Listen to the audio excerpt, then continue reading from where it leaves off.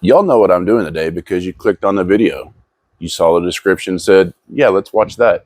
So let's get started. I need to make a sheath for my draw knife.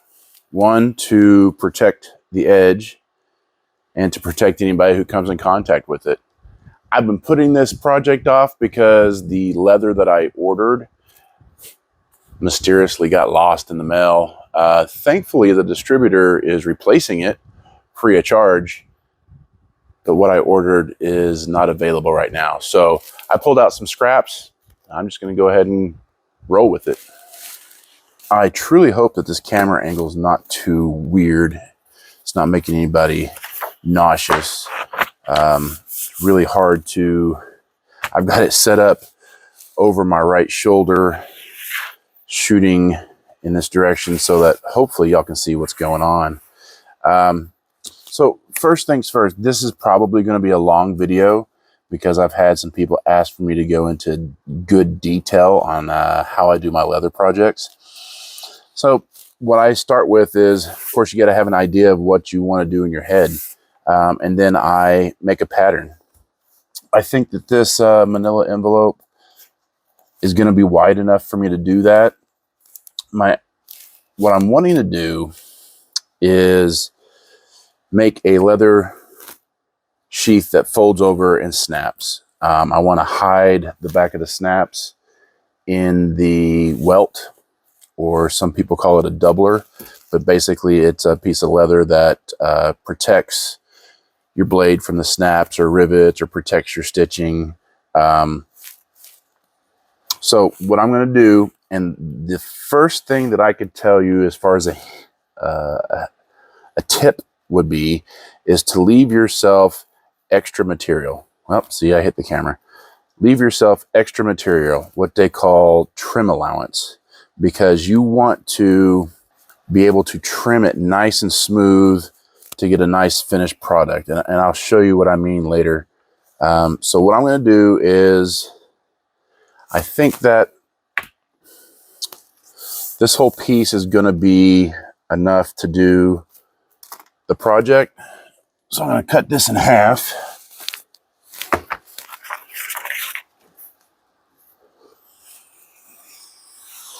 So it's easier to work with.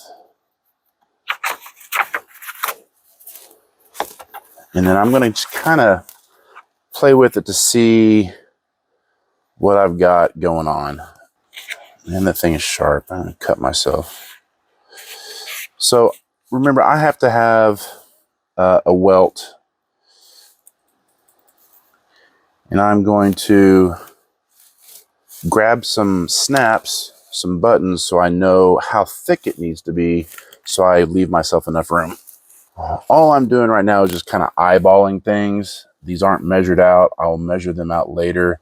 But I'm giving myself enough room that the blade will not touch the snaps or any stitching that if I choose to put stitching in it. And it gives me enough room to do some trim allowance. From here, I'm going to draw the top, make some marks, the top of my draw knife. And I'm not the best at making patterns, but I'm going to fold that over where those marks are at. These buttons out of the way.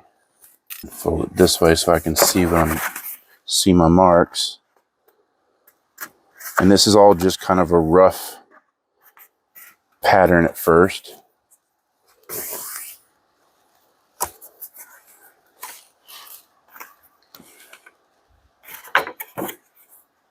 Okay, so that's what we got.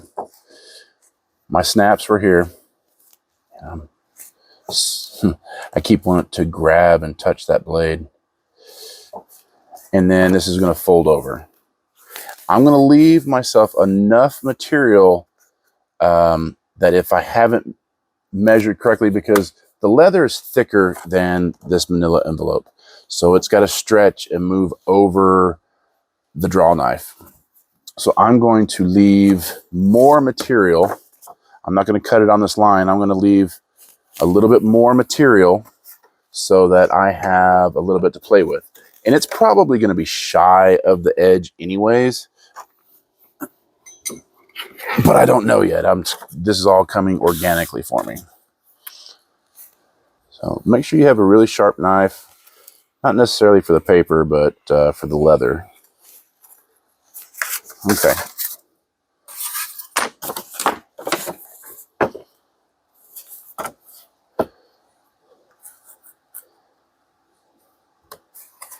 All right, so that's going to fold over.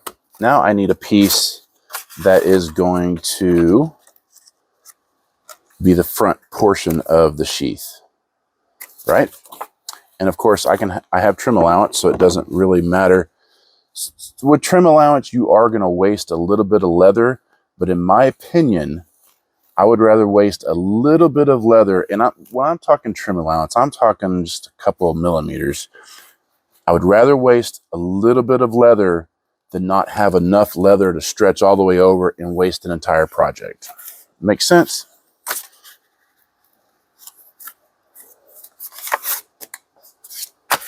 All right.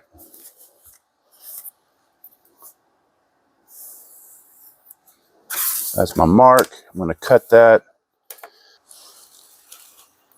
Is it just not moving? Oh, it's just not moving. All right, get rid of that. So I have basically a rough sheath of what I want to do. Now I need to make a welt. I have this paper that I can use, and you can, by all means, if you are just doing a project that is a rough project and you don't mind, and I'm going to go ahead and do that now. I'm not going to cut the welt out to shape for this project. I'm going to piece them together. It'll save leather. So when I do an axe sheath here in the future, I will cut that welt out to shape because I don't like the way it looks when it's pieced together for aesthetics. You can see the gaps. If it's just a useful, throw it in your pickup truck, it doesn't matter how it looks, by all means, piece your welt together so that you can save leather. So that's what I'm going to do. And I want my welt, again, I'm going to be hiding my snaps underneath the welt. So give myself a reference.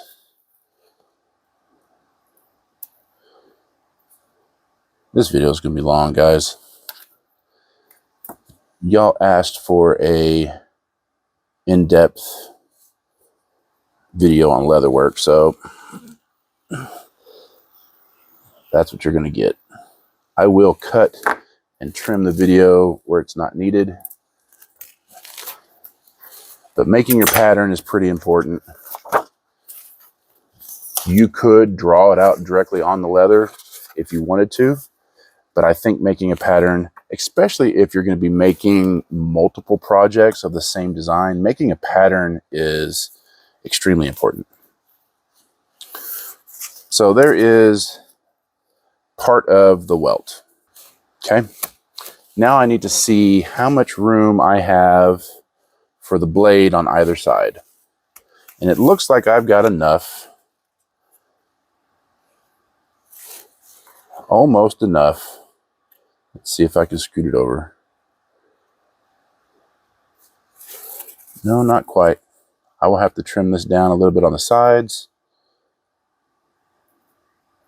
So what I'm going to do is I'm going to mark on this scrap piece here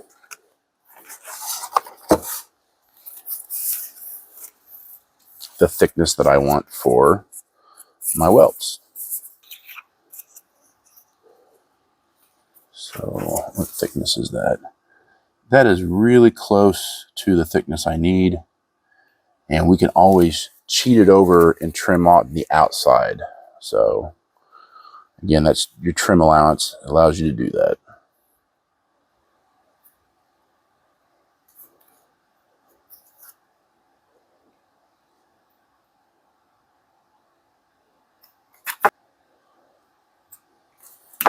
this is my front piece, and I've marked it with an F for my front.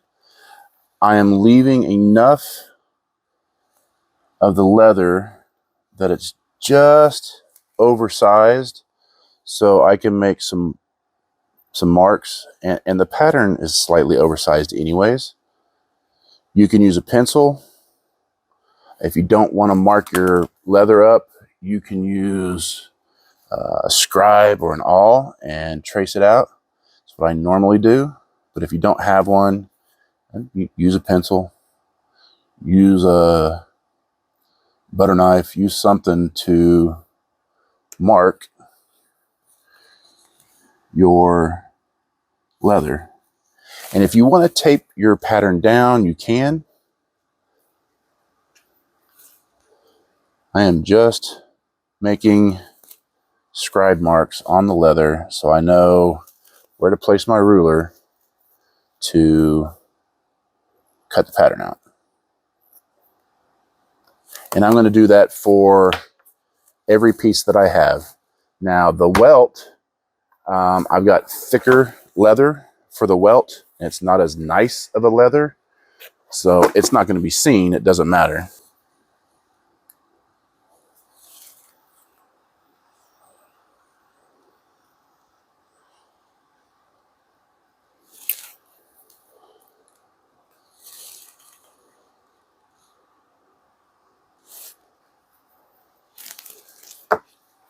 Okay, I have cut everything out. I have got my front piece. I've got my back piece. Now be mindful, you are going to change the orientation of which direction that it is in. This is going to be your back and folds over. If you were to have cut it out the same as this, it may not matter on this piece, but on something that was shaped, it would definitely matter. And I've got my welts. I am doubling up my welts to get the thickness that I want. So I am going to go ahead and glue those welts together so that they can dry. And it dries relatively quickly. You won't have to wait very long.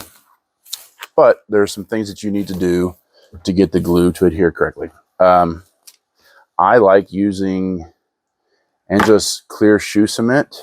You can use barge. Any rubber cement works pretty well. Whatever you can find. I know a lot of hardware stores do carry barge. Craft stores carry it.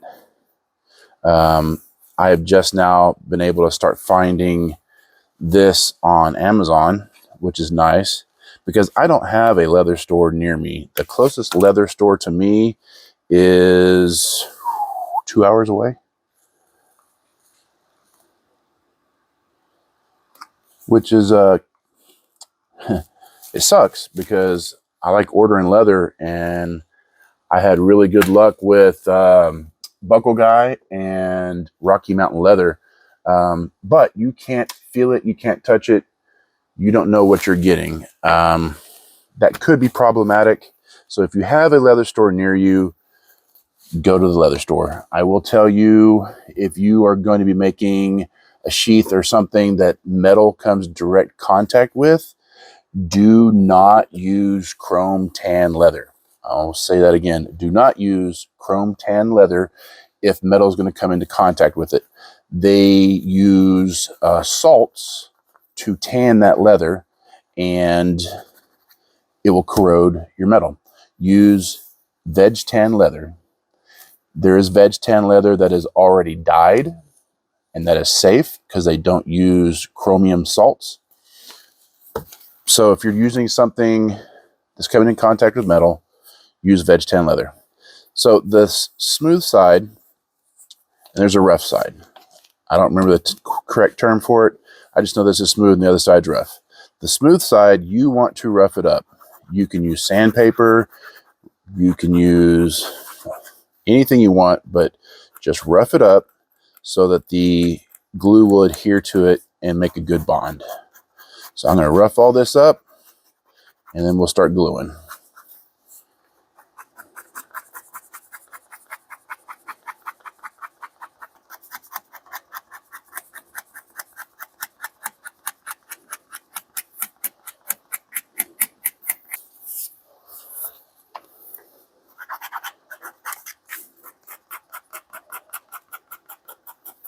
All right, I got everything roughed up. It does not matter if you do smooth side to smooth side or smooth side to rough side or rough side to rough side. All that matters is if you have a smooth side, you need to rough it up to help the adhesion of the glue stick. I haven't used this glue in a while, so I don't know if it's thinned out properly. Yeah. So thinner than honey. I don't know if y'all can see that. You just want it to spread really easily. You don't want it to clump up. I'm just going to start applying the glue. Ooh, I'm going to get high in here. Stuff is strong. That fan blowing though.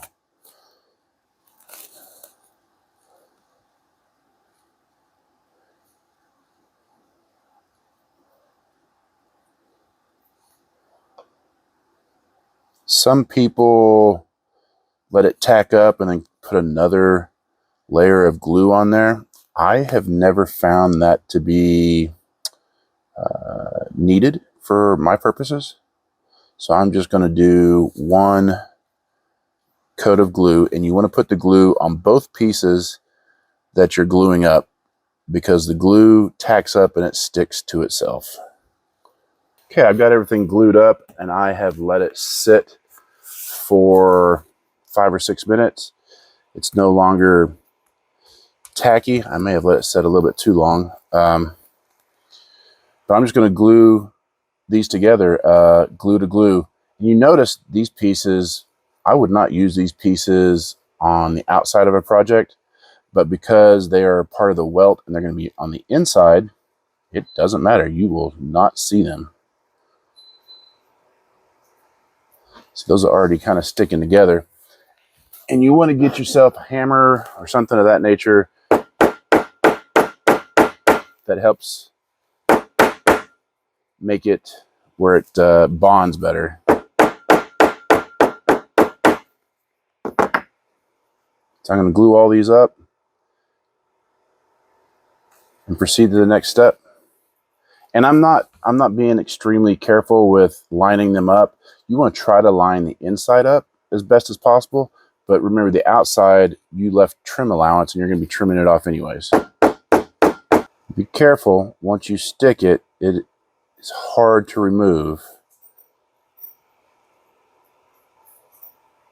You can also use a roller. I use a roller mostly if I'm gluing up large pieces or if I'm applying material to the leather. But yeah, you can use a roller, rolling pin, use your hammer, whatever you want to do. Just make sure you apply pressure so that the glue adheres to itself better.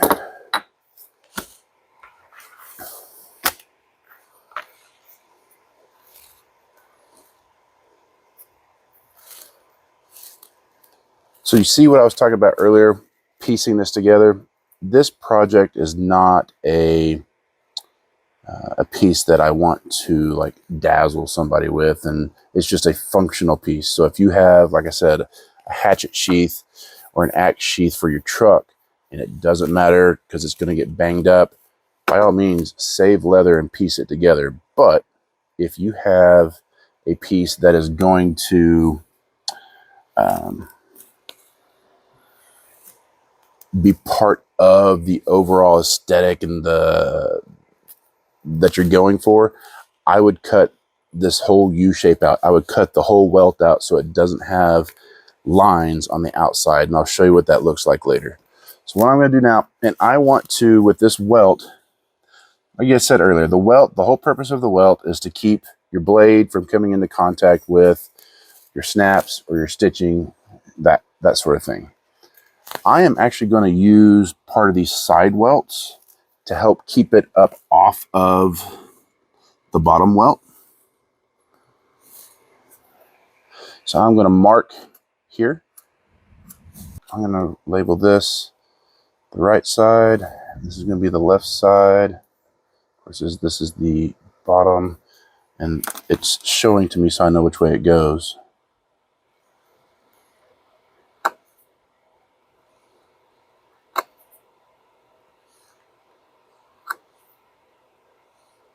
If you have leather that's really, really thick, instead of trying to muscle through it, make small cuts, multiple passes.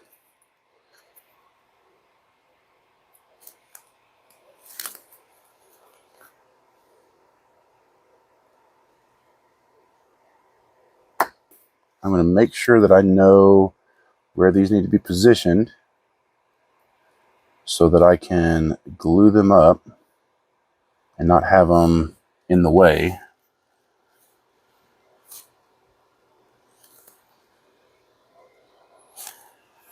Leaving myself a little bit of room so it's not extremely tight.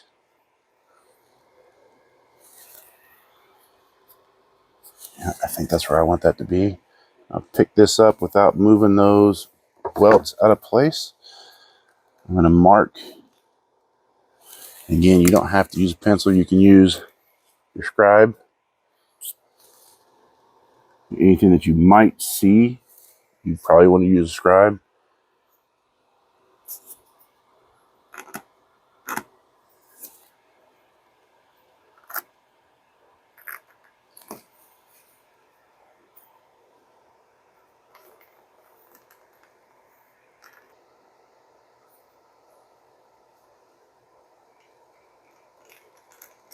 And I don't know if that's coming out on camera. I probably should have used a pencil so y'all could see it, but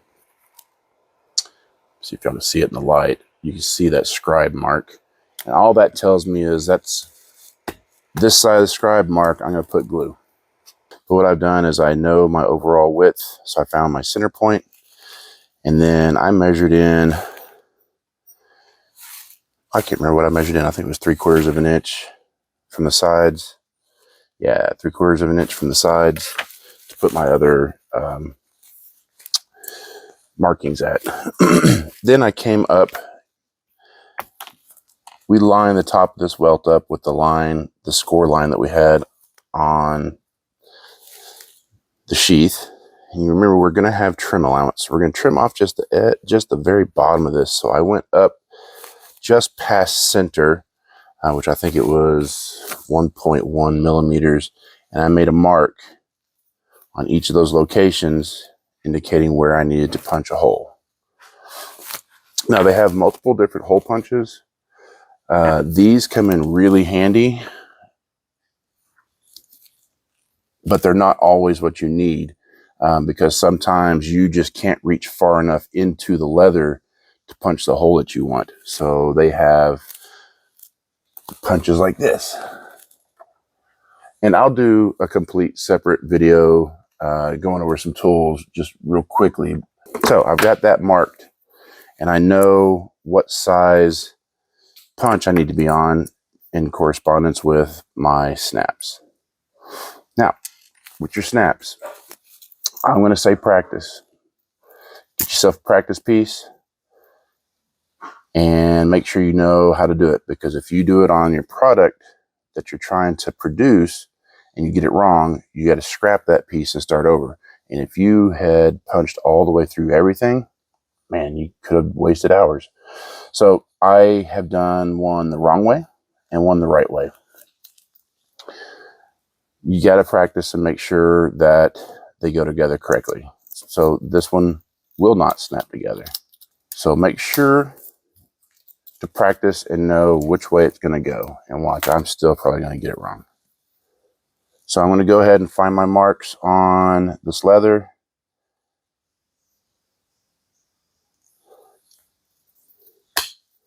And I'm going to punch the holes.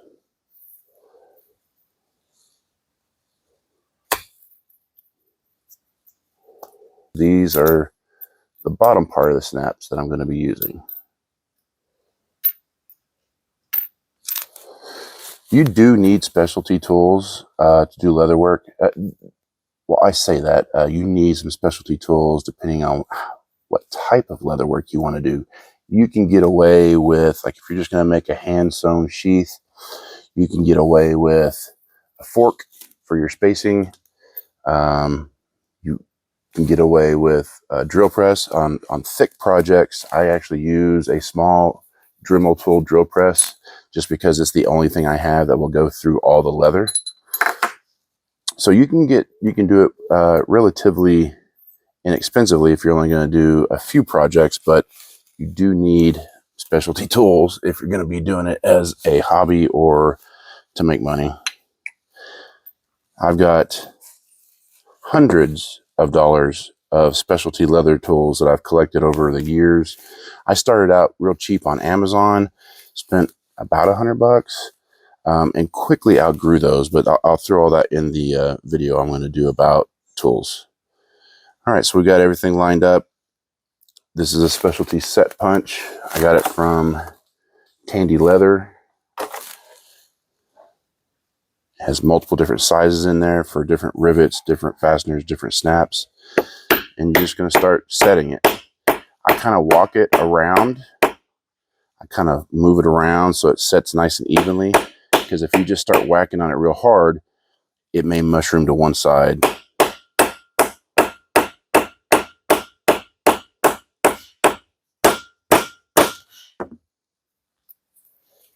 Okay, so there's that one. Now I'm going to repeat that process until I've got all three done. I'm going to come back over here, and I am going to line everything up and glue it. Same process as earlier. Glue it, let it tack up, and then stick it together. And I'm staying inside the marks that I made so I know where to apply my glue. And while I'm at it, I'm going to go ahead and apply the glue for the side welts, or doublers as some people call it. I think they only call that over in different countries.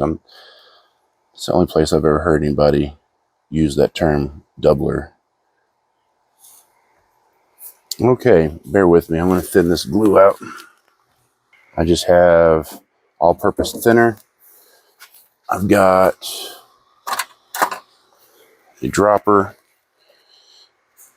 So you don't want to just pour it in there because you can make it way too thin. I don't know if there's a specific ratio or anything. Like I said, I just kind of go off of consistency.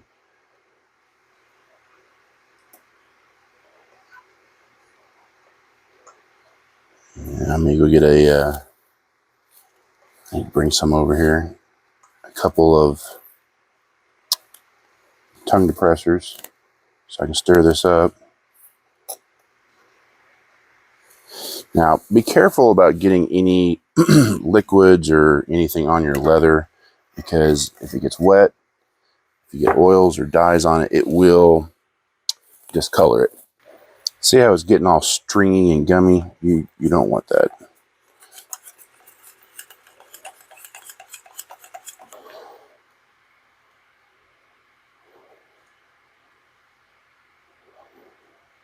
And if you get glue outside your lines, it's not the end of the world. You can remove it. It can be difficult, but just a regular eraser works really well to get it off. You got to work at it sometimes, but it does come off. Okay, so that's going to tack up. Look at that glue just eats that finish right off. I'm going to tack up this back side.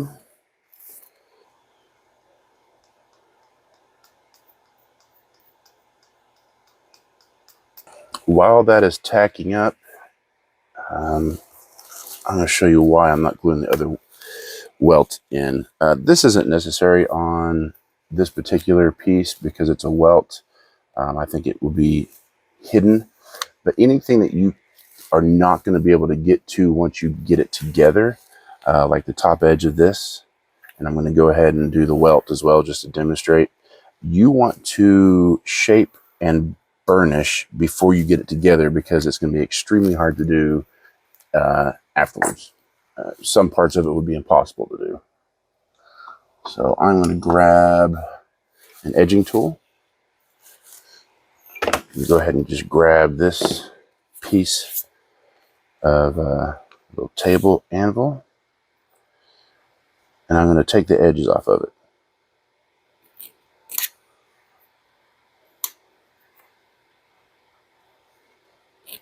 All that does is help round it out so that when you burnish it, it doesn't mushroom over. And it makes it look a little bit more pleasing to the eye.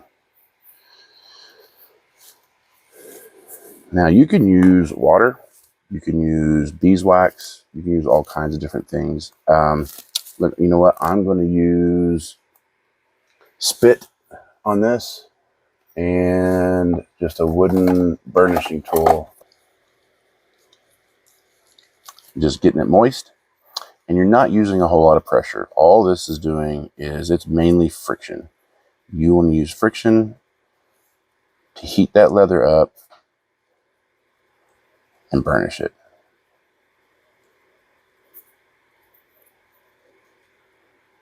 Now, does spit work great? No. Does water work great? Yeah. Spit might work better than water. Don't know. This is the first time I've ever spit on something to burnish it. But the product that I have found that works phenomenally well is token oil. And I will show that to y'all here in just a little bit. I hope y'all can hear that.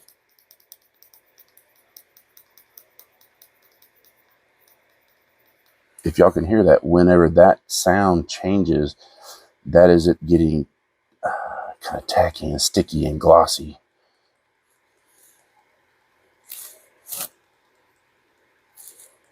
And you're not putting a whole lot of pressure because you can misshape this. There are some things that I do put a lot of pressure on if I do want to try to help shape them. I don't know how that's showing up, but you can see how it turned it shiny, glossy. I was not able to find the other piece of the welt that I had done. I looked and looked and looked. I either threw it away or my dog has carried it off because I knocked it off the desk. But I let this dry too much and it wouldn't stick together. So it's just barely tacky right now. Let's try to get it to stick. And yes, it's sticking. Line that up with the marks that you've made already. Grab your mallet, your hammer, your roller, whatever you got.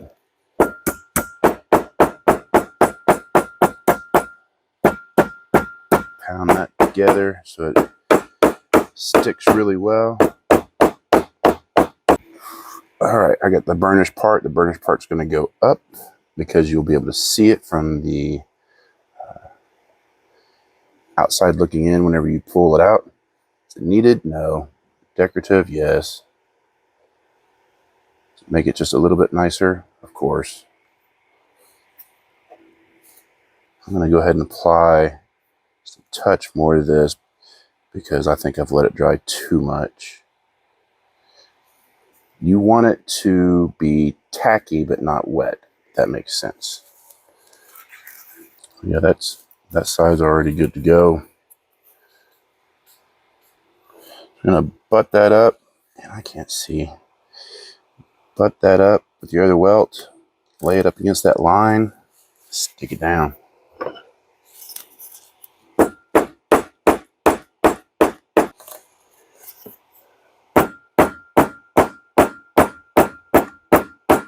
Okay, as you can see, I've got my welt sticking out, but we have what we said we were going to do was trim allowance. So when we trim that off, everything's going to be nice and perfect.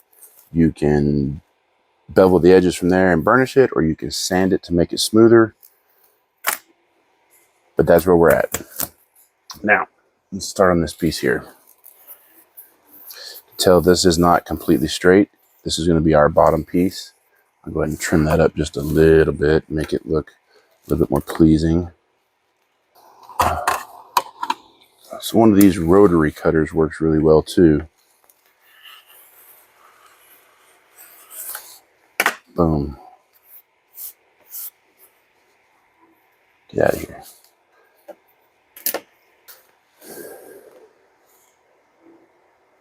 And I screwed up. I completely screwed up already.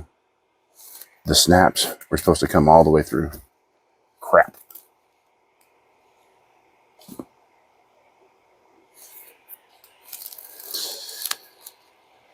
Trying to visualize and do this while talking to the camera throws me off sometimes.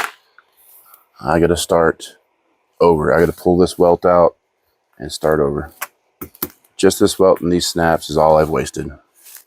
Okay, how many of y'all noticed what I did wrong? Johnny, Ed, Jenny, anybody paying attention? Raise your hands. If y'all noticed what I did wrong, good for you. Wish you would have called me out on it. So what I did wrong was I made my welt and put the back of the snaps on it without putting the front cover on. You can detach the glue pieces together, and honestly, I should just remake this whole thing, but since it's for me, I really don't care. If it was for a customer or a friend or something like that, it would definitely be completely remade because it pulled the leather apart. There's actually leather still on here. But again, like I said, this is for me. I'm just doing this for the draw knife and for the video. So be very careful on what you're doing. So I'm going to transfer these punches. I'm sorry, not the punches, the snaps. I'm going to set the snaps correctly this time, all the way through all the pieces of leather that they go on.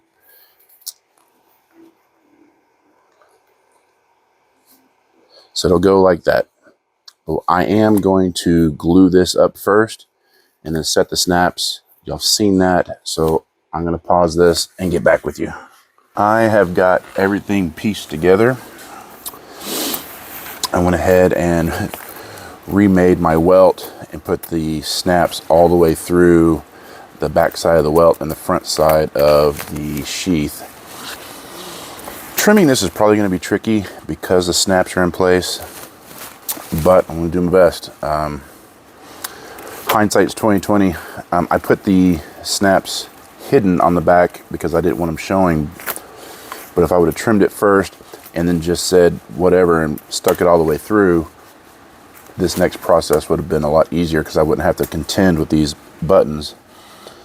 But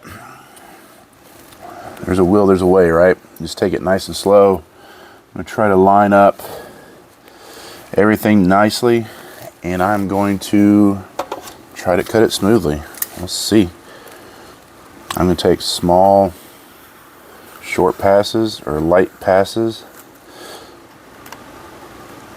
trying to keep the razor blade up against the ruler. And this is where your trim allowance comes in. It allows you to,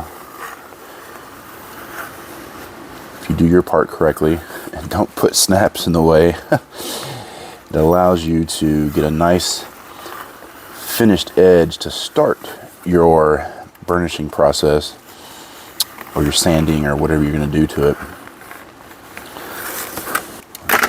There it is. Okay. See how nice and smooth that is?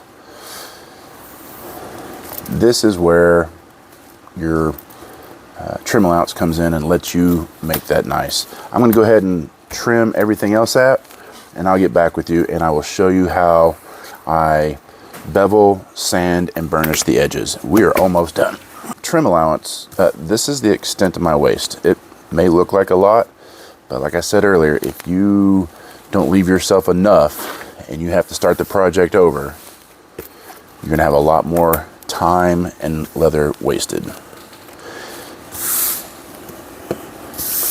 So this next step for me, I'm sorry, I keep bumping the tripod.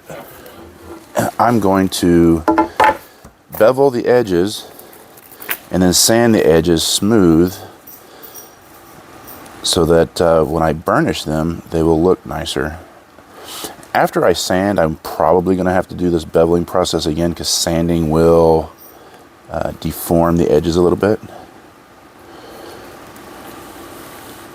You don't have to do this process or this step. It just makes for a nicer finished product. It just takes the edge off, and when you burnish, it helps it from rounding over, mushrooming.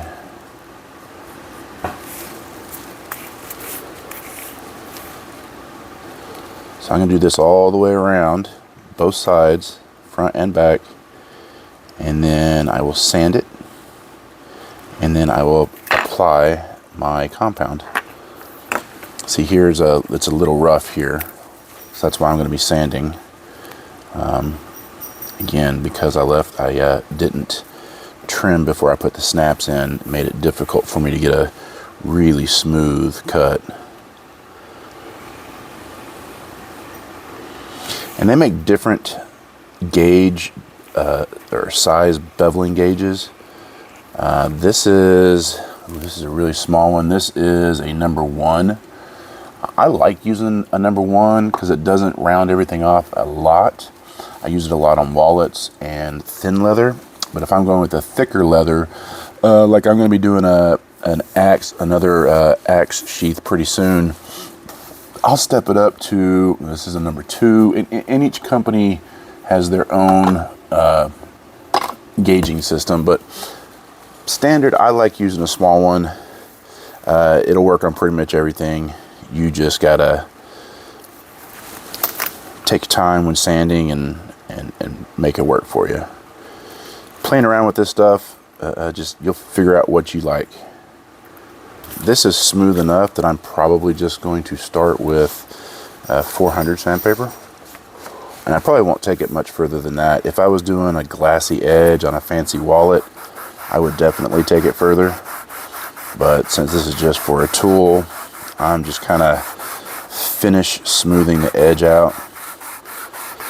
Trying to make it as flat as possible so that when I burnish it, it'll look nice. It's kind of akin to woodworking. You just get it as nice as you possibly can on your edges. And one thing that I need to do, I didn't think about until just now, I need to round these edges off, which I'll do here in just a second. Probably go ahead and do that now before I finish sanding.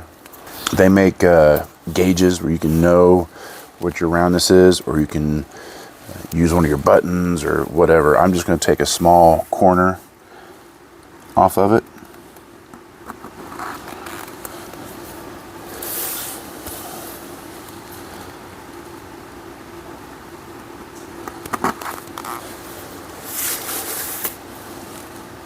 And then when I sand, I can round that off. I could round it off more now if I wanted to with that knife, but I'm ready to get this project done with, and it's nothing, it's a personal project, so it doesn't matter as much to me. This particular personal project doesn't matter as much to me what the finished result looks like, because this is more of a utilitarian project. On this one here, I am actually going to take the button and use it as a guide, because it's going to be forefront in the project. I want it to look as nice as possible. So I will take that button, I'll stick it in the corner there. I'll line up the edges that I know they're where I want them to be, and I will just start trimming using the button as a guide. You can use a penny, a dime, a quarter, or whatever you want to get a smooth edge. And again, you can come back with that and sand it to refine that shape. It's all aesthetics. It's all what you want it to look like. If it's just a utilitarian piece that you're going to throw in a toolbox, you don't even have to do half the stuff that I'm doing. If you've got, a $500 axe or something that you want to make a beautiful sheath for, then make it as nice as you possibly can. Checking it as I go.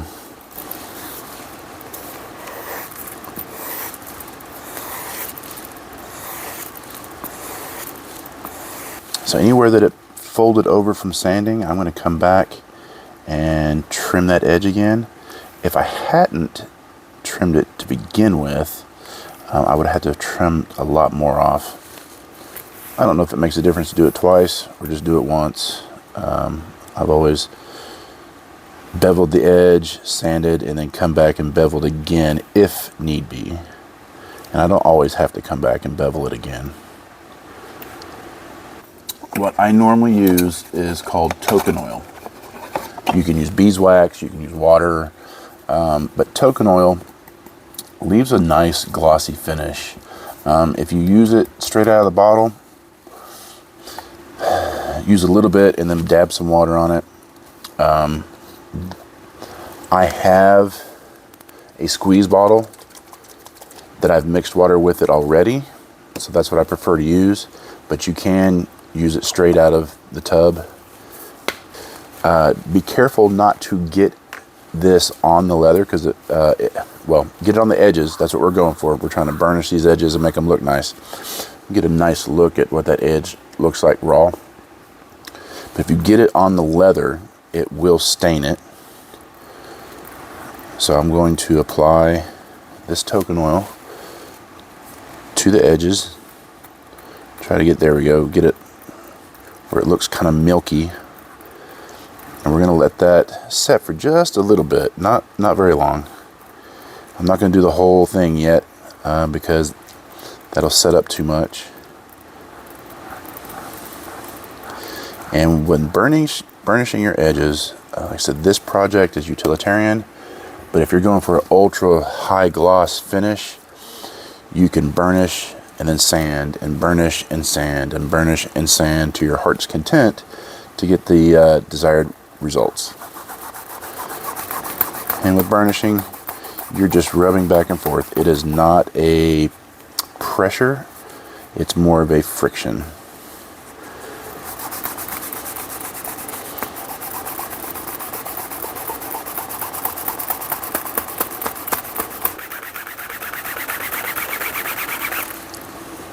So there's one. I'm going to do it again. You just do it as many times as you feel you need to, like I said, to get the look that you want.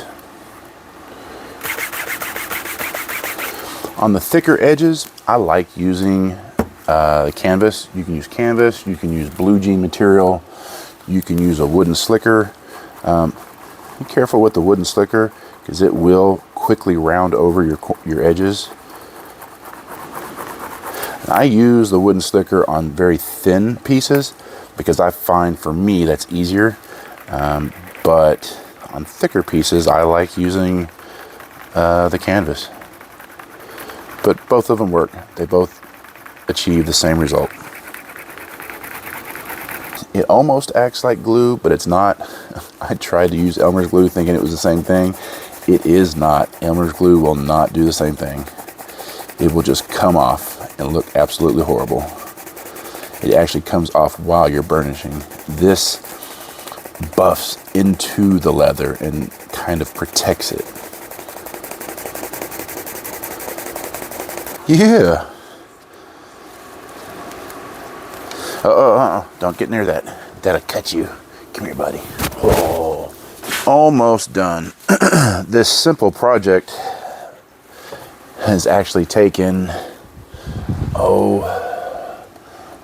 when I'm all said and done, it's probably going to take me about 3 hours. The last thing I need to do is lay out my stitch marks. If I had riveted this together, or if I had put the snaps all the way through, I probably wouldn't have to stitch it together, but I'm going to help hold it together for a lifetime. So all I'm doing is I've got some dividers and I'm choosing the width that I want to go to. Excuse me. And what I'm going to do, I'm going to figure out if I want to go center of the snaps and what that'll look like. See, it would be too far over here. So I'm going to go midway along this outside welt, or close to midway along this outside welt. I'm going to make a line, and I'm going to follow the contour of the outside of the leather. And I'm going to stop around there because I've got part of a button inside the leather. I won't be able to stitch through the button. Just going to come over here, stop shy of the button, and do the same thing all the way around. where you've got multiple pieces of leather holding together. Now that I've got that done, I am going to punch holes in it. If it was much thicker than this, and this is going to be borderline, it may need to be drilled. But if it was any thicker than this, for certain it would need to be drilled. And I have a small Dremel tool drill press with a very small needle in it, or not a needle, but a very small drill. Or you can get a finishing nail and sharpen it and just drill your holes. If you go that route, you can go into any hobby store that sells leather, and you can get I'm trying to remember what they call it, a marking wheel. This thing, you roll it, and it tells you, it shows you where to place your stitching. Or if you only plan on doing one project, go steal a fork from the kitchen. Just don't tell your wife. And mark your holes and drill away. It can be done pretty simply, or you can get as involved with tools as you want to, just like with anything else in life. But I have, and I will say, if you are going to get into the leather hobby, I started off with these little punches from Amazon, and I was pleased with them for about a week and a half, because anything that was remotely thick, the teeth would bend, and I would get all kinds of wonky stitch holes on the back. I still have them, but I really like these Kevin Lee punches. He has multiple different tooth patterns and designs. There's others out there. You can get some decent ones from Tandy Leather. I think Tandy Leather, they don't have anything ultra fine. The last time I went into Tandy, this was the closest tooth pattern they have. And you know what? For this project, I'm going to go ahead and use these. This is for more of a decorative wallet or watch band. And this is more of a rustic hatchet sheath, axe sheath, something with thicker leather. And you're going to need at least two. Get as many teeth as you possibly can. That's all kinds of gummed up. For your straight lines, and then you're going to want at least a 2-tooth for the curves. So same tooth pattern, same chisel tip, same diamond tip, same whatever design you go with, you're going to want at least two. And I'll show you why. And you can use these pads here, but it's going to punch through it very easily. This is one of the first things I made, was just a punch pad. They make pads that are very resistant to punching.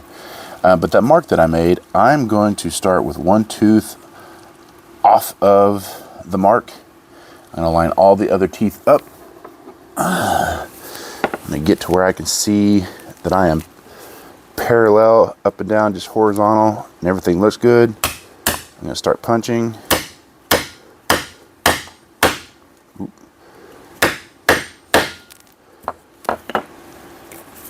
And make sure it comes out the back. Now, I'm going to go to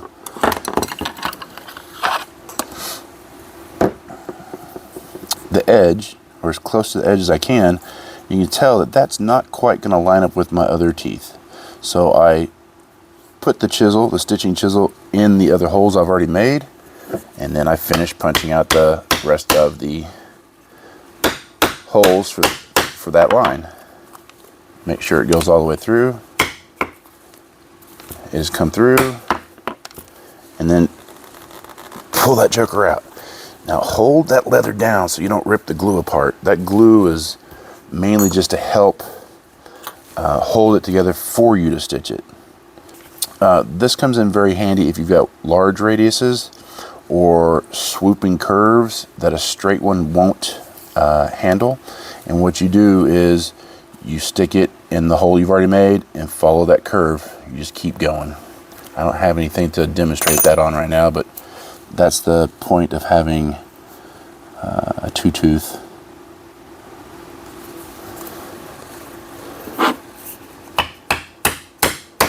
Some people go two to make sure it's lined up. I've always gone one and been okay with it.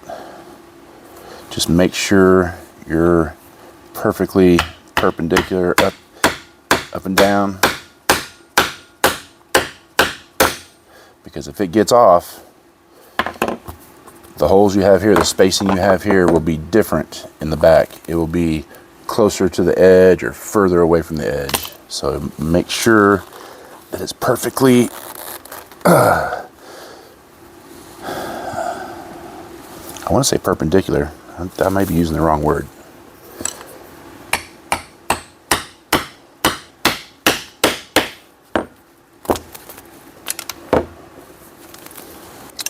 So as far as needles go, needles are not all created equal. I used some cheap needles off of the Amazon and had multiple ones break on me. And if you get to go to a leather store, like a legitimate leather store, Tandy or something like that, they will help you find the needles and the thread and things that you need. If you have to order online, I would suggest, again, Buckle Guy or Rocky Mountain Leather. Call them, let them know what you're doing. They will suggest a needle size. They will suggest a thread size. Most of the stuff I do is finer work. So this is I like using Ritza Tiger thread, and this is their 0.6 Tiger thread. John James, and the 0.04 matches up with the 0.6. I'm sorry, 0.04 matches up with the 0.6 thread. Great needles. I bought, I think the smallest pack that came in was 25. I've had these for years, and I haven't even broken one yet. But again, if you have a chance to go into Tandy Leather or call one of these online stores, they will help you figure out what you need for your leather project. And I would suggest doing that, well, I'm not sure. Go to a craft store and get some scrap leather and get some needles and some sinew or whatever you want to use. And you are going to want to practice hand sewing for sure. You're going to want to practice all of this before you tackle your first project. Just get you some leather, glue it together, mark out some straight lines, and try to hand sew that. The trick to hand sewing is constant pressure. And I'll show you what I'm talking about here in just a second. If you don't have constant pressure, your stitching is not going to look right. So these are going to be separate runs. 1 run, 2 runs, 3 runs, 4 runs, because I'm breaking it up because of the buttons. This thickness, you're going to have to play around with it to figure out what you need, but I am pretty sure that thickness is going to call for about 5 times, maybe 4.5 times the length of the thread. Or I'll show you what I'm talking about. So that run, that's 1 times the run. 2, 3, 4, 5. I'm going to do 5 times the run length. And I'm going to give myself a little bit more because that's a short run. And show you how to thread these needles up. You want to take the end of your needle or your thread, cut it at an angle. I don't know if you can see that or not, but it's at an angle. Put it very close to the tips of your fingers, and just, I guess, some people are like, oh yeah, we know how to thread a needle, bro. Well, some of y'all don't. You have to thread that through the eye of the needle, if it'll cooperate. If it doesn't cooperate and it frays on you, snip it again.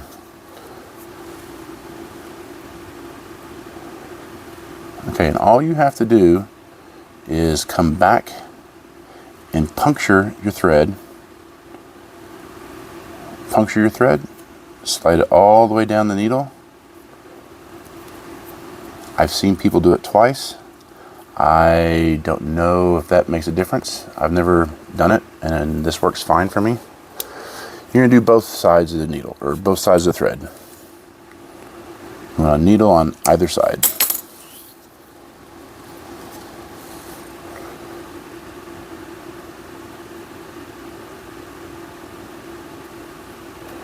Thread the eye, come back, puncture the thread, slide it down, and tighten it. Okay, a lot of people use what's called stitching ponies. It's basically a wooden vise that holds your product, and you just really quickly clamp it in, and it holds it for you so that you can stitch. I personally have never used one. I've always just done the saddle stitch by hand. You're going to find that first hole that you punched. You're going to thread your needle through it. You're going to come through the second hole, thread your needle through it, and you want to make sure that they are relatively the same length when you pull them through.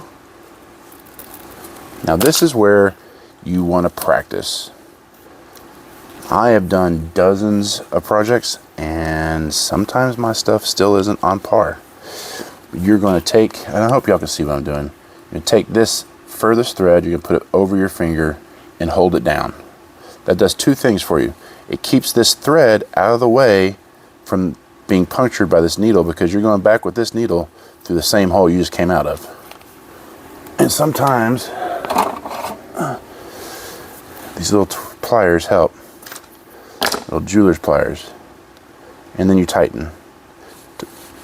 However much you tighten, make sure you try to tighten the same amount every single time so that your stitching looks uniform. So I just went back through. I'm on the back side. I'm holding my product with my left hand because I'm right-handed.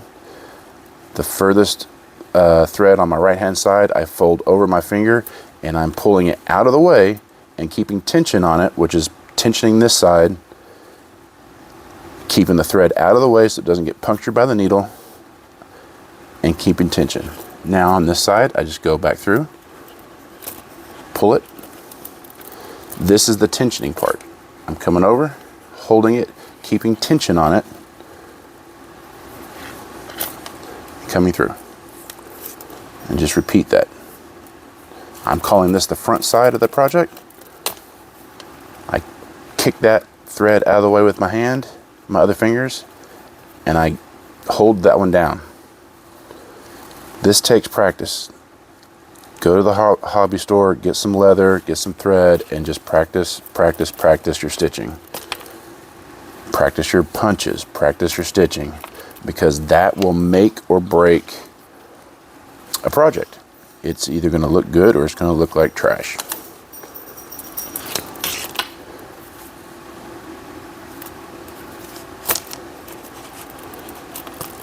I'm holding it down with that finger, and I am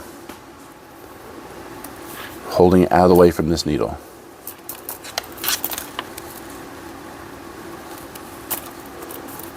Kicking that out of the way, grabbing that thread, holding it down, keeping tension on it, keeping it out of the way from the other needle, and continuing on. Now here, you're at the end of the line. You are going to want to back stitch. So now that I've come out, I'm going to go back at least twice, holding that down, holding the front down, and going back through from the back. There's one back stitch.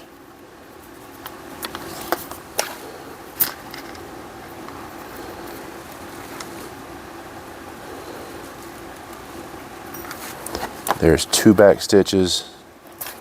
And then I am going to throw this one around the back side because I don't like to snip and burn on the front side of my project.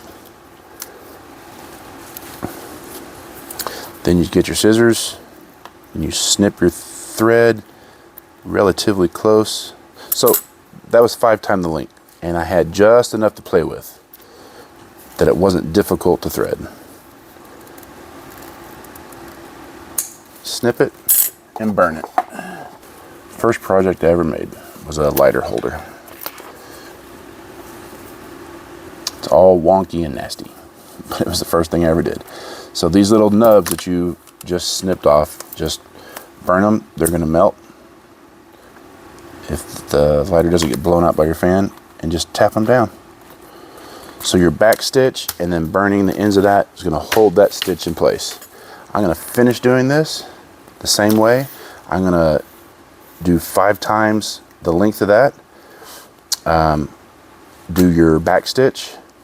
If you want to do like a little bit more than 5 to make it uniform as far as aesthetics go, you can start your stitch off here and then back stitch so it looks the same.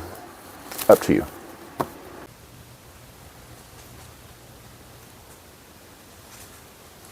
Here it is, all finished up.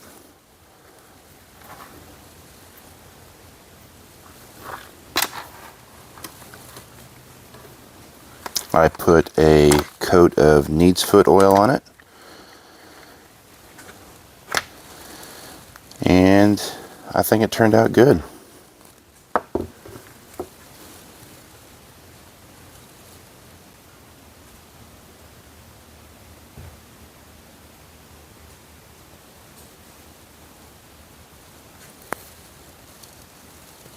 I truly appreciate every single one of y'all for tuning in. Let me know in the comments whether or not you want me to do the next tutorials in series, kind of like I did my last axe video, or if this long format, I have no idea how long this video is going to be, I know it's going to be long, is okay with you. Let me know. And until next time, get out there and save something from being forgotten and live a big life. But the letter, good Lord, I can't talk.